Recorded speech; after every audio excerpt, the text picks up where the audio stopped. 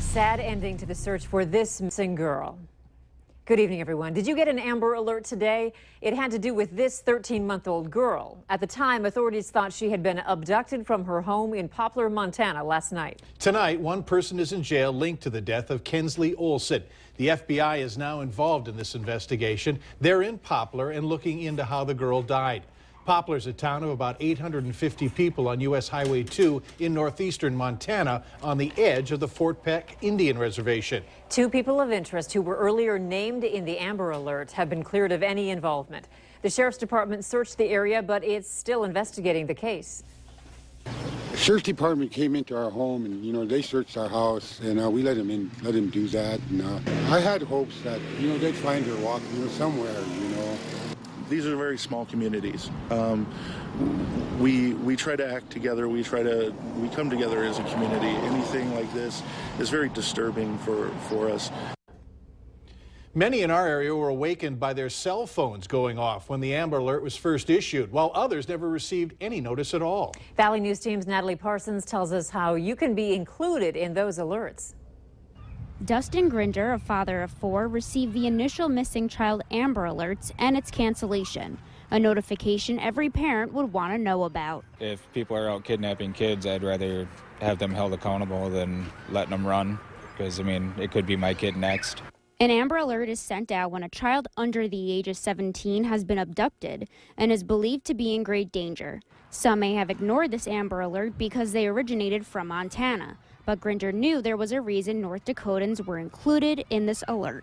Since it was a border state, maybe they might have thought it might be coming this way. Not everyone received the Amber Alerts on their cell phone. Some received the initial alerts, others received the cancellation, while still others did not receive anything at all. Those are hit and miss depending on where you're at, what service provider you have, and what you've actually allowed it to do. Meaning, if you did not receive any of the Amber Alerts, it may be because of your cell phone settings.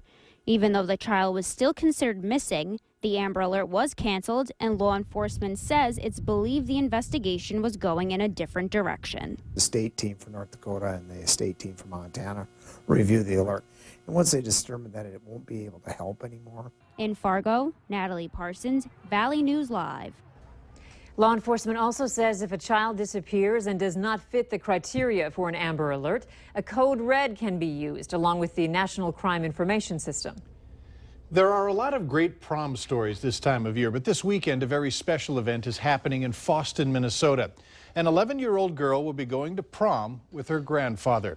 Lydia Wallstrom suffers from juvenile Batten disease. It's a neurological condition where a person's lifespan is their late teens or early 20s.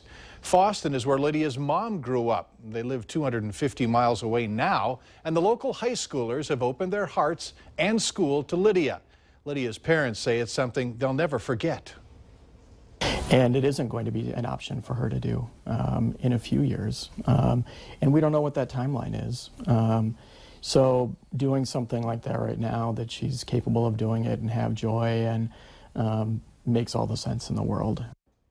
We invite you to look for more on this story tomorrow on the Valley Today with Kyle and Lisa. Chaos for drivers and construction workers. It's about to set forth on a major road in South Fargo beginning tomorrow morning. The 13th Avenue South Reconstruction project kicks off. There will be just one lane going in each direction as the road is reconstructed from 38th Street to 45th Street. The work zone is almost a mile, and traffic control will be in place from the I-29 interchange to 45th Street. Valley News Team's Giovanna Simic heard from business owners about the chaos and tells us how it'll impact your everyday drive. We all know the pain when it comes to driving through construction. We have construction projects going all over. There'll be major ones, such as the 13th Avenue one, the interstates, which we aren't really involved in, and then there's smaller ones. 13th Avenue in South Fargo already has heavy traffic. And once the project starts, it will get worse. There's going to be delays. We ask that they look at their normal routes they take to work or shopping, etc., and they adjust them, maybe take alternate routes.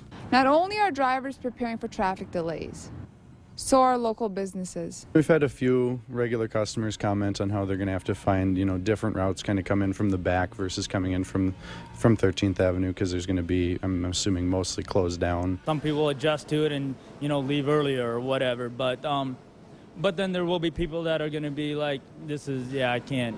I'm going to wait till it's not busy, and I'm going to wait till after rush hour. 15th and 17th Avenues on the south side of 13th will be the alternate routes. But you must be careful because there will be more cops patrolling the area. People are taking alternate routes, but they're not doing it appropriately. They're driving through private property, through apartment building parking lots, which you're not supposed to drive in private property to avoid a traffic signal or for construction. Before heading out Thursday morning, remember this. Take a little more time, just like when it snows. Add a little more time to your schedule so you can get to where you need to be safely. In Fargo, Giovanna Simic, Valley News Live. The reconstruction of 13th Avenue will run through October. It will widen the avenue to a 6-lane roadway to accommodate the increase of traffic. 420 has become a popular date for marijuana legalization demonstrations, and today they coincided with rallies around North Dakota aimed at giving voters a chance to decide if marijuana use, recreational or medicinal, should be legal. Supporters were gathering petition signatures for the 2 pot-related measures. This rally took place at Island Park in Fargo, where supporters said a little weed never hurt anyone. I just see nothing wrong with it. I do it. It's not hurting anybody. It makes me relax and get things off my mind for a little while anyways. Health officials and addiction counselors do admit weed isn't as harmful as other drugs, but they say just because it's less dangerous doesn't mean it's good for you. Both petitions need more than 13,450 signatures by July 11th to make it on the November ballot.